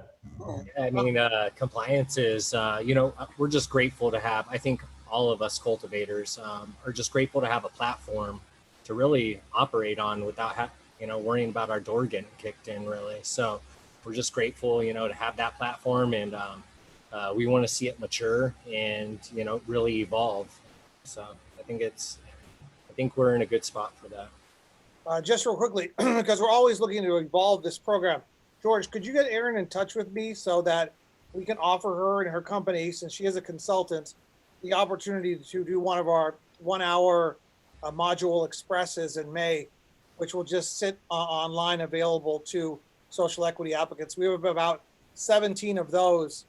They're just kind of one-on-one interviews about a very important topic that they have a unique expertise in, but it provides like a little bit of an understanding. So I think Erin would be great for the compliance aspect of it. And I think she would appreciate the opportunity. And so would the social equity applicants to get connected. So if you can connect me with her, we'll add that as one of the express modules. And Erin's an absolute rock star. Again, she started from the beginning. She's one of those women leaders in our industry, which I definitely can appreciate and would like to see a lot more of too. So yeah, she's an absolute rock star. This is an evolving project, and we're always looking for good ideas like that. So thank you for that one, George. We're going to add that to the list. And the more this course catalog webinar series, 64 hours of knowledge that's available, and human beings that are available to those who are looking to get into this industry, the more the better. And it's amazing how, I talked to a lot of people in the media about this program. Imagine if the real estate industry did this kind of outreach and made this kind of effort to give back to future real estate individuals. No other industry does something like this. But in this industry, we came up with this concept in August, September, October, and immediately people flood to the concept. Like, oh, sure, that's part of what we do. Just great. Sorry, Caleb, go ahead.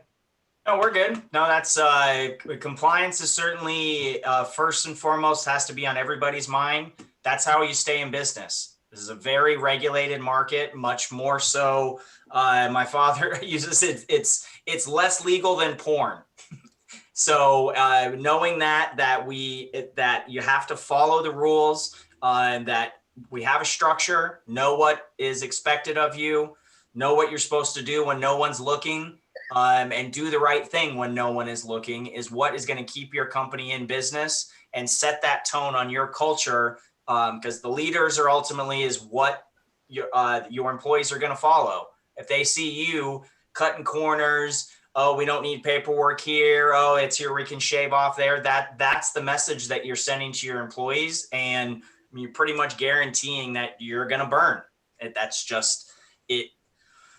The regulatory bodies are looking for the bad apples. So anything that you can do to help to demonstrate that you are not one of those, you're going to make some friends at the at the department. I made some very good friends with a lot of the inspectors when I was involved in opening up the facilities, SWC Arizona, so Tempe and Prescott. Adam Goldie was one that I worked really closely with, and we followed the rules. So inspections they weren't a stressful situation. It was here's what we're doing. Cool. All right, we're going to keep operating. So it makes a big difference for sure. I'm glad that got brought up. So we got a couple more topics. I know we got about a half hour left in our time here, so I'm keeping an eye on that. Yeah, save the last minutes for the panelists to talk about themselves. Yep. So we already kind of touched on compliance. That was one of the things that I had on here, but I think it's really more so about cash and inventory management, the lifeblood of the business. and working with hundreds of pounds, if not thousands of pounds. How do you keep track of it? How do you budget? Do you know what it costs you to produce and how much you're making on each gram, on each unit? These are the types of questions you need to be asking yourself. So I will, let's just start. Does anybody want to jump in and start talking about how they kind of tackle that problem, that challenge? I mean, I'm happy to give my initial thoughts on it, guys. From my perspective, you know, inventory management is utilize what your state is giving you for guidance. Follow those requirements. Again, it's all about compliance. Same with your cash, same with your inventory. You have to have a solid, whether it be an ERP, a seed to sale, however it is that you guys want to figure out, you know, how to track that plant from the time that you put it in the soil all the way to the end. It's key, and your state really will provide a lot of guidance on that. When it comes to the books, I think that was one of the questions that you had posed in there. I left a note of leave that to the accountants. You know, one of the things I like growing weed, I do not like doing the books. So maybe that's the wrong question for this group of people, or at least it is for me. But if I was to give a piece of advice there, is I really would just say is really spend the time working the back end of your ERP system, or however it is that you're doing the seed to tracking, whether it's an internal one that you guys have built yourself, whether it's metric, whether it's a state mandated system, and hire the experts. There's a lot of people that have really developed and gotten their licks in this space and put in the time to really, you know, become key resources for us. You know, as the cultivator, we can't know everything about what's happening all the time. So it's really nice to have those aces in our deck, and yeah, depend on those experts. So I want to jump in here just for a quick bit on the compliance thing. Here's what I see as like the real key to compliance throughout the entire system, which is to have good policies and procedures and standard operating procedures that everybody understands and knows, that you vet, that work, that meet the expectations of the statute and the rules, and follow them. And so it's about, it goes back to the people that you hire, but you know, in a way, because you've got to build the right kind of policies and procedures and then just follow them. And so it's not rocket science, but it does take time to make sure that you got the right policies in place. And then it's the diligence of making sure that your team is on track and following up and really following that guidance. Because as a leader, you're not going to be able to do everything at all times, and you end up having to depend on your team. And if you set the right expectations, and if you, you know, if you measure what's important, you'll be successful. You know what I used to say to my team, what gets measured gets done. And it's true. You got to measure things, you got to follow the rules and have good rules at the beginning from the outset. And that's the key to compliance, the way I see it. And relationships too, but you're going to get from time to time a knucklehead inspector who's, you know, either incompetent or in the wrong job, or, you know, try to, you know, just not, you've probably met some that are like that, but you're going to be okay if you got good policies, procedures, and you follow them. Yep, have met some. No, won't name any names, but yes, have in my time have met a few of those inspectors. You probably will. When you said you probably met some, I noticed Gordon and George, they just did not move. To follow up on that, we have knucklehead team members, right, that we bring on as well. You know, there's just some things that you can't control everything. So I think you know, for us, it's important to really set a good atmosphere and a good understanding with the team members first coming on, what those expectations are, and building a compliant culture right out the gate too is very important. And setting those boundaries for those team members, because there's a lot of people who come into the cannabis space for work who think it's it's different. There's a lot of rules and regulations. A lot of people will think, the first question I get is, can I get high here? Can I smoke, here? And so just creating that culture for people to, you have to lead by example. So we have to have our leads leading by example and really, showing these new team members coming on the importance of it too. So building the proper culture is very important, and leading by example is also very important. Yes, sir. Yes, sir. I couldn't have said it better myself. Does anybody else have any other comments on how do you manage your inventory? What are some suggestions on doing audits, doing cross checks? A few examples of some internal controls that you've used.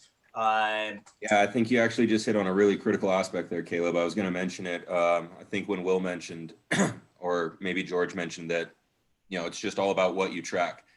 And I think there's another step to that, though. It's about having a system where you regularly verify what you track, because I know there's a lot of new companies and new systems trying to get into the cannabis space as far as managing inventory and all this stuff. And it's one of those things where anytime you have new systems in place, whether it's the technology or how you're tracking it or how you're using it, you got to be able to go out and verify that. And you have to have someone who's dedicated to doing that regularly and have it be someone you can trust, because knowing what you have and knowing that you're within compliance is everything. No one wants to risk losing their license or losing their freedom because, someone made a clerical error, basically.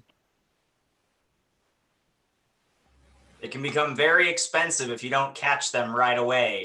Nothing like finding stuff in your year-end audits that happened in February and trying to make sense of all of the pieces and the ripple effect that happened. So the importance of contemporaneous verifications, not just with inventory, but with cash. With the amount of cash, you always got to think about ultimately Department of Revenue and the IRS coming and wanting to see your records and verify that you've accounted for all of your cash, and you can point to where it came in, where it went, and where it is now. And the quicker that you can produce those records, the greater confidence that you give into the regulators.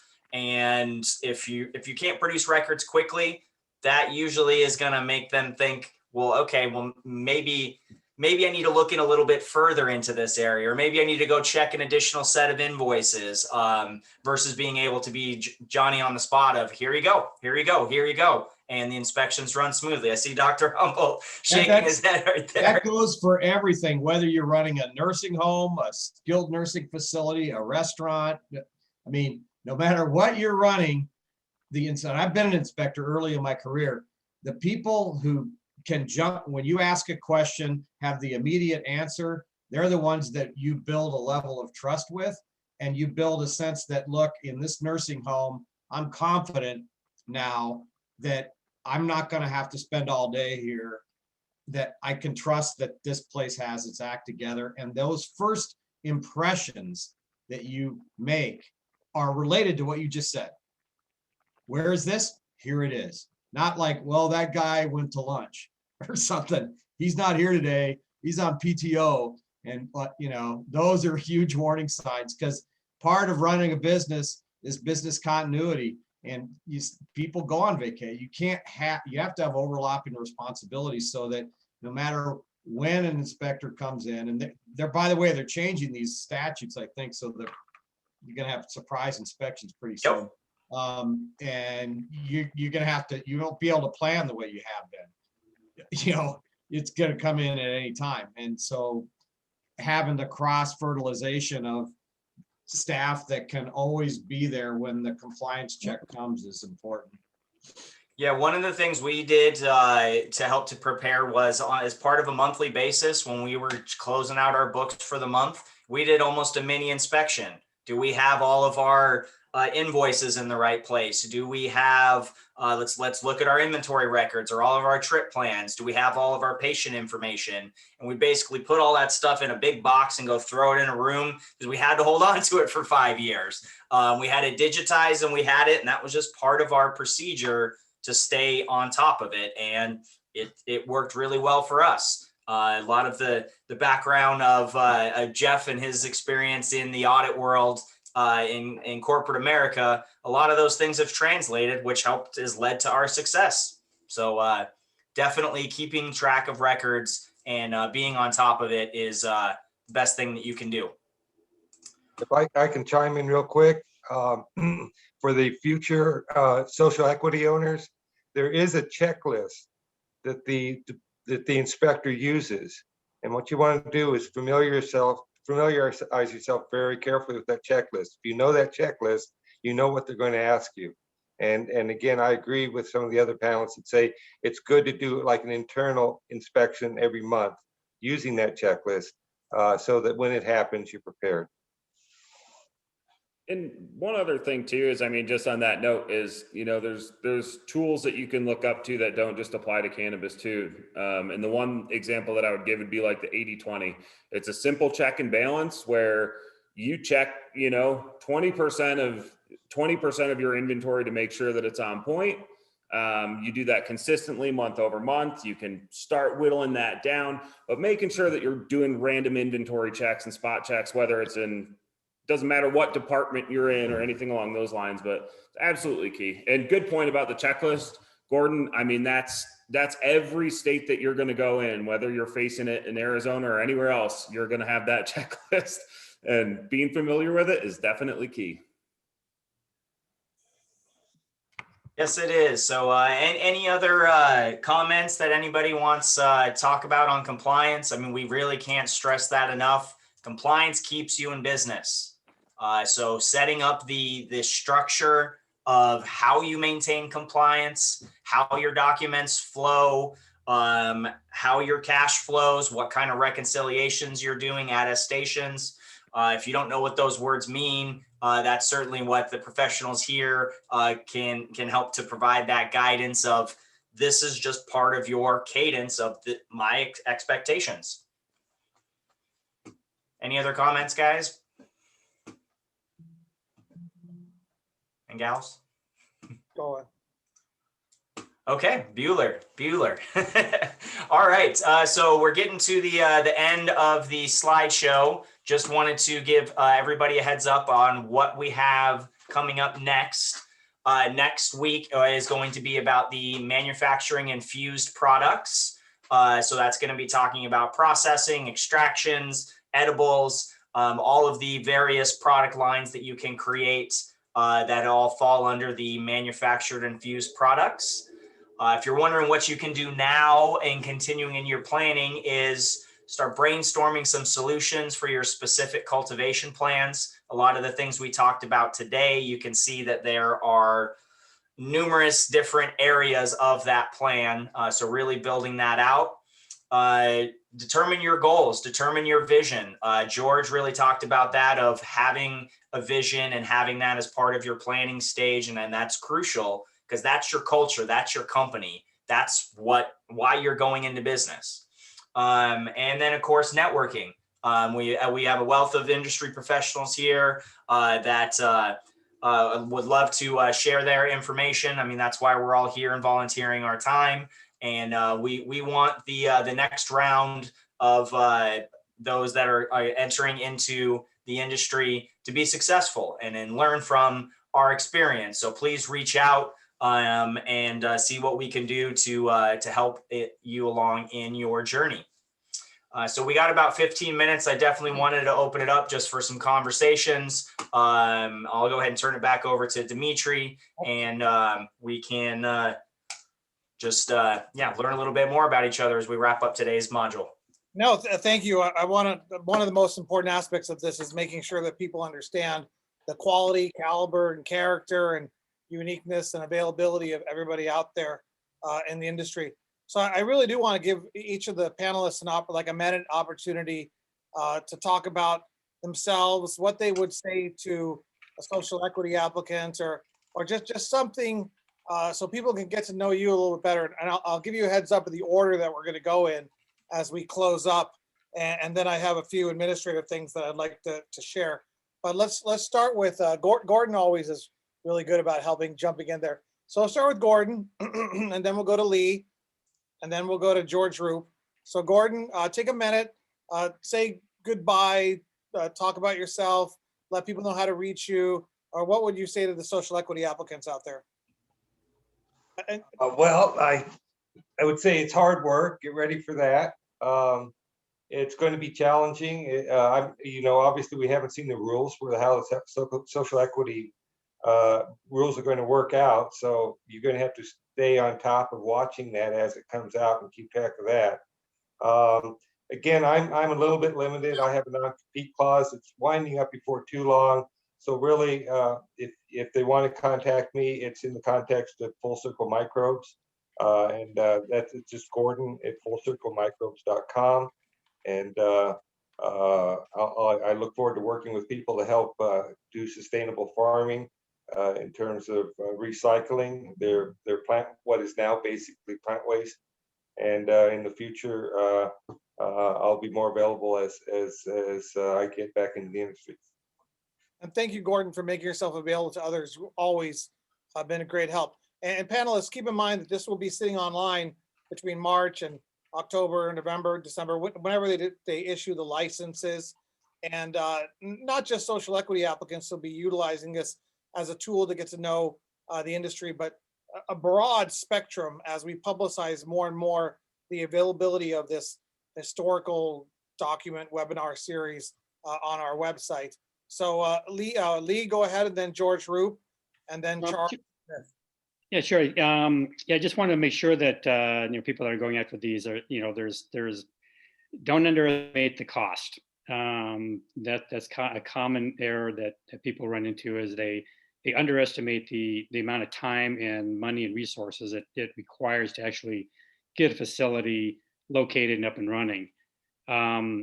There's also a fair amount of work to be done just in finding a location. I think everybody touched on the issue of zoning and what towns are receptive to the industry. Some places aren't allowing it. Some places are. So, finding a good location is going to be very critical, especially in the front end. So location, cost, and then of course, going through the entire process and finding some people that really can hold you way through the mechanisms of satisfying the policies and procedures and all the regulatory compliance issues that are in front of them. But it's not it's a process, and it's just like going through a checklist. You just follow your checklist, and you get to the bottom line, and you can get a facility up and running. But just through experience is people have a tendency to just not realize the amount of time and money that's involved in getting an operation up and running. Thank you, Lee, for joining us, and thank you, Zuber Lawler, for bringing you over to us. We'll be seeing you again, certainly into the future. George Roop, and then Charles Smith. Yeah, I think Lee made some really good points. Cannabis industry has always actually been a real estate business at the same time. It's all about, acquiring and locking down the proper real estate to get those licenses. Capital is huge, unfortunately. And it's a big unfortunate too. I really mean this, that it does take millions of dollars to enter into this space. So unfortunately that is the reality of this. A lot of big companies have came in and spent a lot of money. So unfortunately, that's the reality of this. What I would really encourage people to do is really pay attention to all the bills that are going to be presented, to the state. Specifically, even the most recent one, SB 1121. Just the language, in there and how they can really kind of go after these social equity licenses. We'll probably see a lot of things change, but at the end of the day, there's people that have pull on these conversations, and I just hope it goes into a good place, which truly is a social equity license. You can look at other states, and I'd assume that Arizona is going to adopt some of those other kind of regulations potentially for these social equity licenses. So yeah, I mean, you got to go after it, really. George, Yeah. you're fantastic, and you and Jacob and Matt and Gordon are four of the first people I would tell people to contact with if you want to learn about cultivation in Arizona. So I thank you so much for taking some time to help others learn, and especially people, you know, about this time next year, you're going to be getting calls saying, hey, you know, I saw you on this social equity panel. Thank you for doing that. And now I'm your colleague, which is really cool. It's a really cool concept. So thank you. And Charles, you're next. But real quickly, before George brought up a very important point about the bills, Dr. Humble, full transparency, I don't mind having conversations in public about anything, but there's some action down there and some different people with some agendas in regards to what the social, in regards to the bills that are in the legislature. And we need to look into that so that we can make sure that we help the social equity program evolve in a good way. So thank you for that reminder, George. I've been MIA, but I'm going to jump in on that this next week. Hey, Dimitri, can you send me an email okay, I see it, 11/21. Yeah, and I've got some different legislators and stuff asking my opinion and stuff, and you know, I'm of the mindset that the only true social equity is a free market, but that's a philosophical doctrine that can't be realized realistically. But you know, I think together you and I can go down there and do some damage, and help some people. So Charles Smith, and then Jacob, and then Caleb. Charles Smith, Jacob, Caleb. Charles Smith, go ahead. Yeah, thank you, Dimitri. I'll keep it pretty brief, but just want to say really appreciate all the insights from all the panelists, and consistently really impressed with the community building around Arizona cannabis. Think that META is a great organization, and really appreciate the emphasis on social equity and helping people, and you know, the emphasis on values and hard work really resonates with me. So it's been great to be part of the panel. I appreciate it, and look forward to connecting with many of you moving forward. Yeah, and again, moving on to Jacob and Copper State. Thank you again, Copper State. By the way, you guys should know that the NCIA diversity panel on how to work with social equity and how states should be doing social equity, we're actively working with them. They're going to model copy what we were doing here, replicate it on a state-by-state basis, New Jersey, Pennsylvania, so that every state organization and a national organization is making sure that we're providing free training and information back from the industry, as well as getting in the mix as to what social equity means, to make sure that there is social equity, how the process works, and all the other aspects of it. But this aspect of it, of you guys volunteering your time, is going to be replicated across the state and across the United States. And this is a model program. So it's pretty cool that this is an inaugural thing. So thank you for being part of it. And one of the reasons it exists is because of companies like Copper State. And Jacob, you might not even know that you guys are one of our main sponsors, but thank you so much to the Copper State executive team for jumping in and supporting this. And they're good Arizonans. But Jacob, go ahead and take a minute. Yeah, thank you very much. First of all, Dimitri, that was very kind. But yeah, I would say to all the social equity people looking to get into the game, like what everyone else said, the two biggest things are where you're at and, you know, the patience and the capital it takes to really build a successful business in this industry. The one thing I would add on to that is it's important to make sure that you've spent a lot of time and developed the right connections and relationships in your local community, your local legislator, you know, town governments, all that kind of stuff, because it's an essential part of what we do, right? It's a give and take of giving back to the community and allowing us to operate and do what we do. So make sure that you're spending time, you know, it doesn't have to be something door to door where you're going to sell yourself, but make sure that people know who you are and what you represent and what you're here to do. Yeah, thank you. Thank you, Jacob. Really appreciate it. Sorry about your technical difficulties today. It's all good, dude. It happens. We'll have you back. And there's going to be a lot of people are so fascinated by cultivation. So we're going to have some other express modules on cultivation. Our sponsor today, Terravera, one of our module sponsors, and this is how we keep the lights on. So thank you, Terravera. Caleb, you want to take a minute? Yeah, absolutely. And thank you, Mita, and everybody on the call, to all the panelists. It's really exciting to get to meet you guys. And to the applicants that are coming in, if I was to give any advice, I mean, in addition to everyone else's great advice, is just, have a passion for cannabis. It's really important that you understand that without that passion for what it is that we do, this is not the fun, mythical, we smoke pot and listen to reggae all day industry. It's a lot of hard work, and it's important that we treat it as such and with the respect. So that'd be like my major piece of advice, is just be passionate about what you do. And there is so much fun and so much growth to have in this space. So Dimitri, Mita, and everyone, thank you so much for allowing us to do this. This was great. Thank you, Caleb. And now we'll go over to Matt from Grow Sciences. And after Matt from Grow Sciences, then Caleb and Dr. Humble, maybe take 15 seconds and say your goodbyes. And I'm bringing back the ceremony, Dr. Humble. You guys are all going to get the ceremony back. The last 2 weeks I've been MIA, and I apologize to everyone for letting them down, but we're bringing back the ceremony. So go ahead, Matt.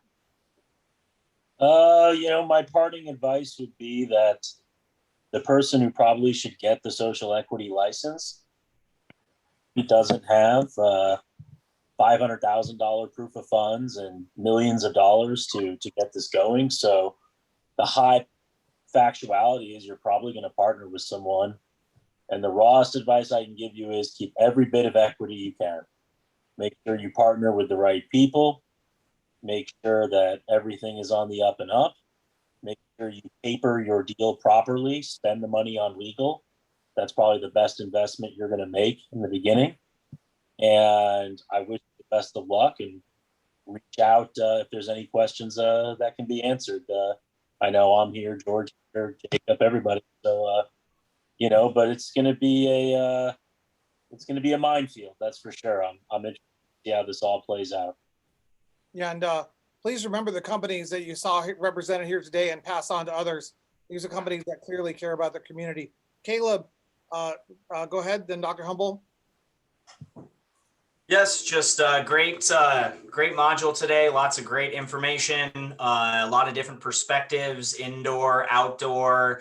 It just is really great to see all the different ways and aspects that you can be involved in cultivation. So whether that is growing the plant, providing some additional nutrients for it, part of the integrated pest management, there's just so many ways that you can be involved. So just keep your horizons broad of what aspect, and really be thinking about that of, okay, I want to be involved in the industry. Well, that may not mean starting a company myself. That may mean I want to be the expert trimmer. I want to be the one who is pressing all that rosin. And that's the aspect that I want to be involved in. So really be thinking about that wanting to be involved in cultivation doesn't mean that you're going to necessarily be the one growing and managing the plant. There's so many different aspects of it.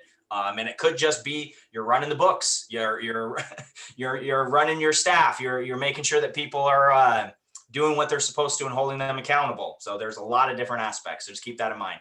So everybody will see Caleb next week. Dr. Humble. Yeah, thanks.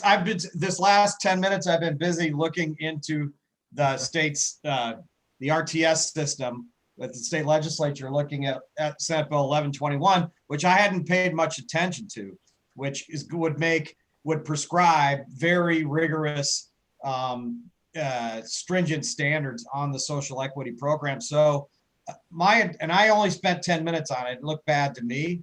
Yeah. In one thing, it's going to require all applicants to have $500,000. That's one thing that's in there. And so my call to action to everybody is that if you don't know how the request to speak system works at the Arizona State Legislature, learn how to do that this week and get a login and sign up against, well, first of all, for your own, read the bill, Senate Bill 1121.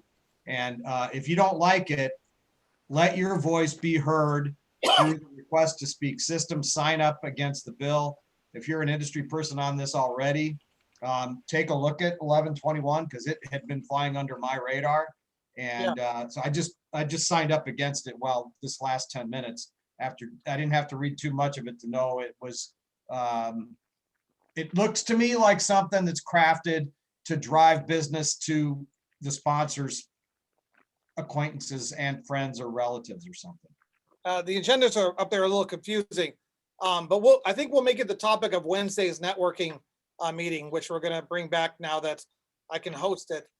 So I want to thank everyone again for being part of this panel, doing this peak preview and helping develop our online series. So I was trapped in Colombia for a few weeks. I was sick. It's a mess. I'm back. I'm healthy now. We started a tradition with when Steve D'Angelo was on, because he reminds me all the time of Mexico and Oaxaca and my roots. So I have with me my grandfather's machete from the 50s, which is one of his oldest machetes. So with it, because this is a Oaxacan Mountain Sierra Norte cultivation tool, I officially dubbed George, Jacob, Matt, Gordon, Charles, Caleb, Lee, I dub thee social equity mentors. So that's the ceremony you guys get. So anyways, thank you. We appreciate you. The world appreciates you being in, and we'll see everybody next time. Thank you, guys. Glad you're feeling better, man. Thank you. Thank you all very much. Thank you all very Have a much. great evening, everybody.